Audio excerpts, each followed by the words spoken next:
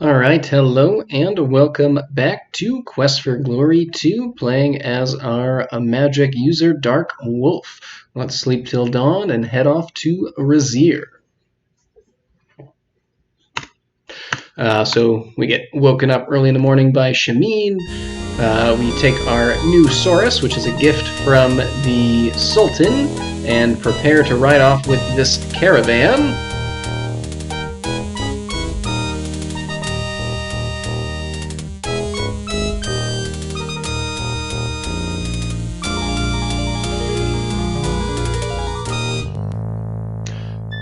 Alas, our peaceful journey is interrupted by a band of hundreds of nomadic brigands.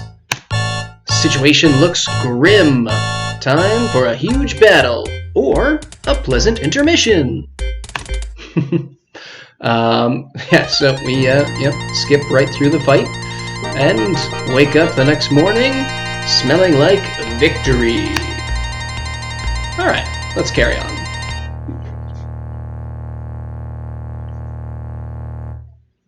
So our much smaller caravan continues forward, arriving at Raseir.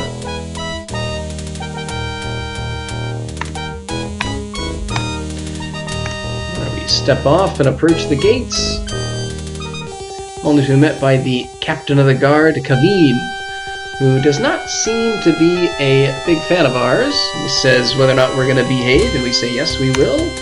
Which saves us one slap, although we still get a second right here because we don't have a visa.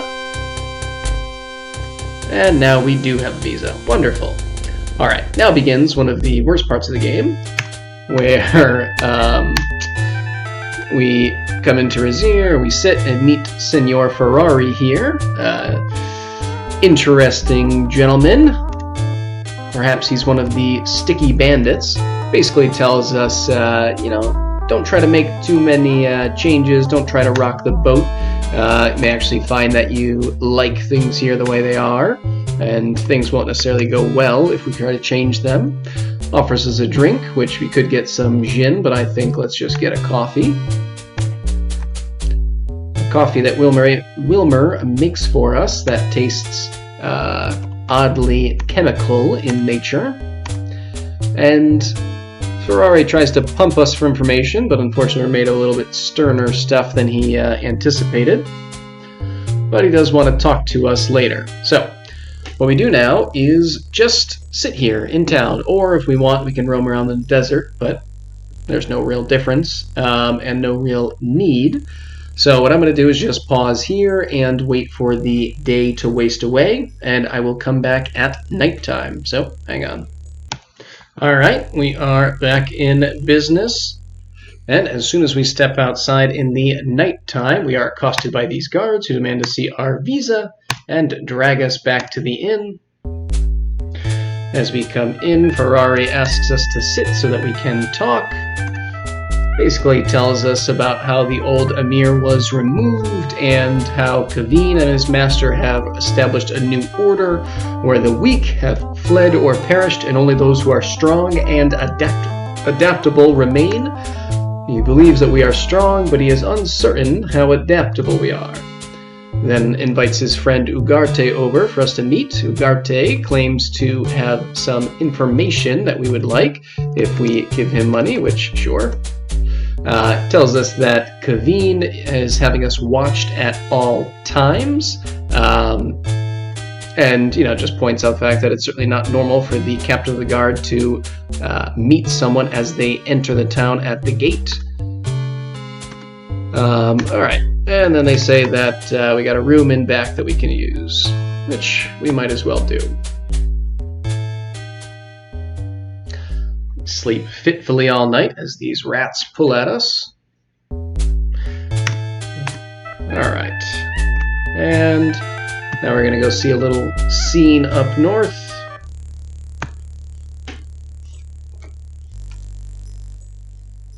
See several people gathered in the south part of the plaza. So as we round the corner, we see Ugarte, our new friend, being accosted by Kaveen and a large number of guards. Ugarte begs us for help, but we are rather unable to assist him. And then, Kaveen basically is accusing him of committing crimes, opens up his tunic, and sees that he has been smuggling water, which, of course, is illegal for whatever reason. But Ugarte is dragged away to the dungeons, and Kaveen tells us to watch out so that we don't suffer the same fate. Now, as we move this way, that was weird. We see a woman poking her head out of the hallway, and we're going to go into this hall. Good. Into this open door before the guards come. And this woman, Zaisha, is asking for our clothes, which we will do. We're going to give her the spare set of clothes that we have,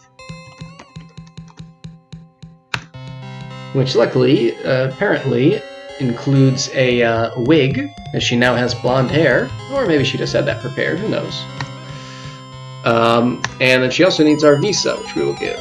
Give a visa. Thank you. As a token, she gives us her mirror, and says that if we show it to anyone at the palace, they will help us. And then Mezun, her, I guess, handmaiden or something, asks us to wait a little bit for her to clear the alley, which that's probably enough. And tells us that if we need a safe place in the palace, we can go to the harem, and she'll tie a veil from the battlements to guide us. Alright, now we are back into the mode of just waiting for the day to end. So I will pause again and come back when, once again, it is nighttime. Hang on. Alright, the night is upon us. So let's come in here. Ferrari feigns some compassion for Ugarte. Tells us that arrest was really just for our benefit. And that's pretty much all that we care about here.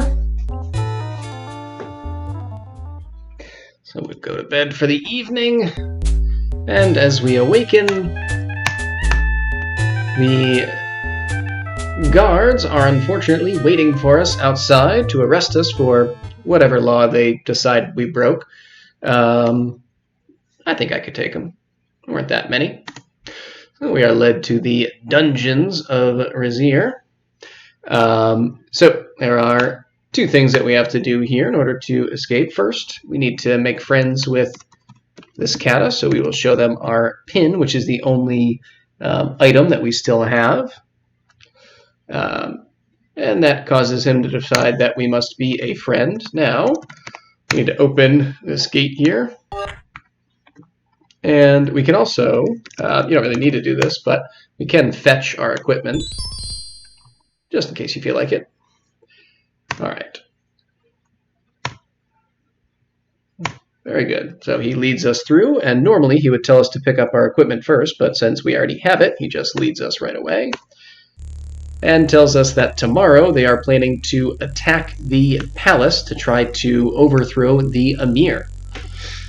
Then he leaves, which allows us, unfortunately, to be ensorcelled by this individual, who basically uses hypnosis, sorcery to convince us that he is our friend, that we have always been friends, and that we want to help him find the statue of Iblis, which will be used to save our mutual friend, the Emir of Raseir.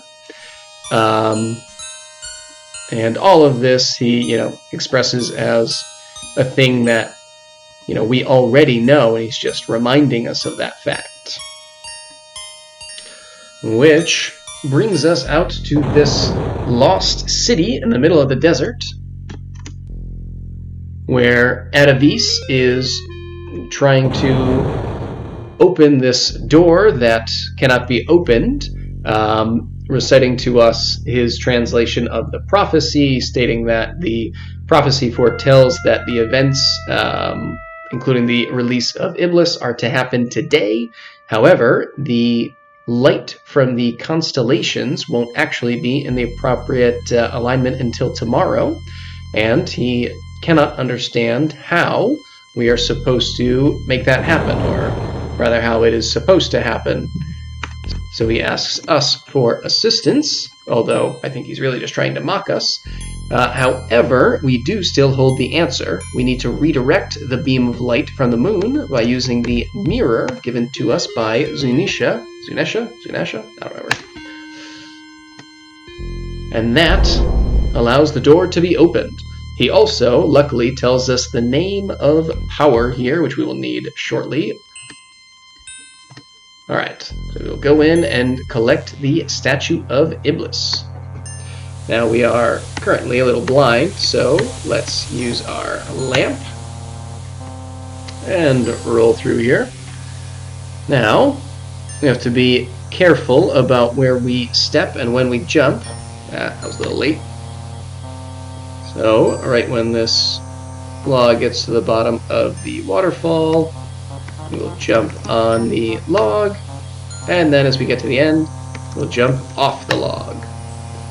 Now, there's a suction hole of some kind here, whatever it's causing it, which is also generating a strong airflow in this area, which we cannot pass until this structure is collapsed. So, we're going to cast Force and break down these rocks. Rock shake, but they're well supported at the base. My apologies. I thought I had hit the top, but no, hit the bottom. Take out the base, and the wind now will die down. Alright, now we have to be a little bit careful up here because it is pretty easy to accidentally walk off the ledge. I will probably just control with the cursor.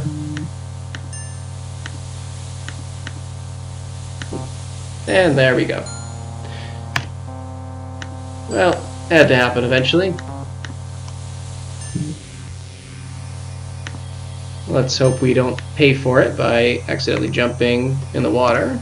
Jump on log. Jump off log. Alright, round 2.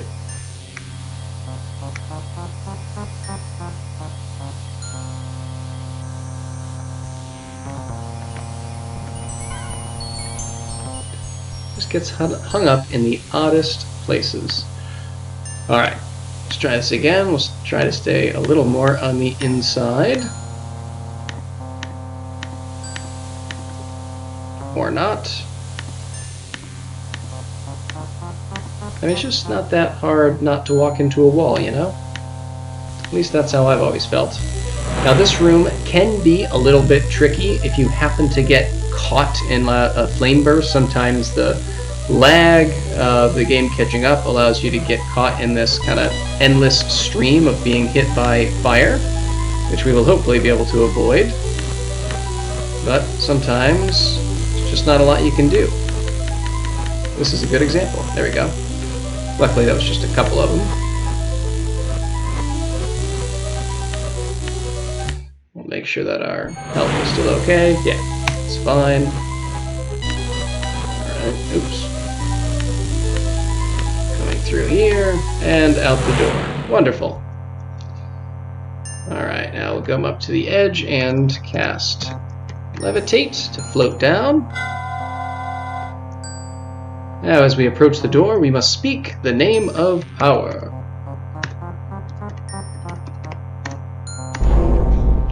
Excellent. We'll cross through this room and resist the temptation of all these jewels. And as we reach the far side, we are drawn to the irresistible glow coming from this statue, this crystal statue. However, as we reach for it, we are suddenly frozen. Atavis claims the crystal containing Iblis and reveals the final portion of his master plan, which is to use us to enter the temple, teleport to where we are, and then trap us in this room so that he may release Iblis, conquer the world, and become the Dark Master, a term which won't fully come to fruition until the 4th game of the series. But with that, he seals the door behind us and, I don't know, apparates away, I guess. Now, as we come back down this structure, we see this glow flashing on a stalagmite, or is it stalactite? And look at the glow. Whatever. we're going to pick up this ring, and as we put it on our finger, it gets rubbed, releasing this genie, who allows us to make 3 wishes, one of which we will use to teleport us to Iblis, and the other we will use to improve some of our skills here, which I don't really care which ones we do, it doesn't matter very much. Wish for dodge, because that's annoying to train. And what else would we want? I don't know. Magic we would, use enough of that it doesn't really matter. Wish weapon use. It's always annoying to train. Oh well, doesn't matter. That's enough. Wish for teleport or transportation.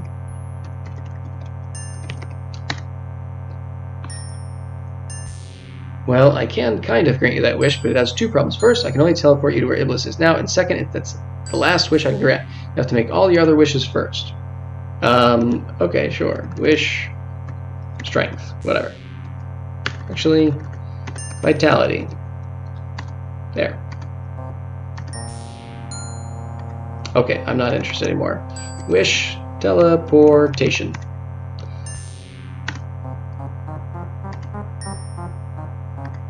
Transportation. By the way, make my day.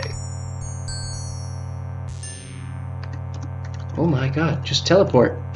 Teleport me.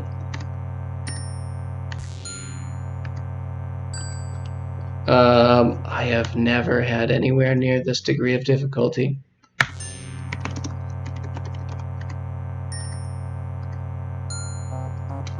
I feel like the game is just like caught in some degree of confusion and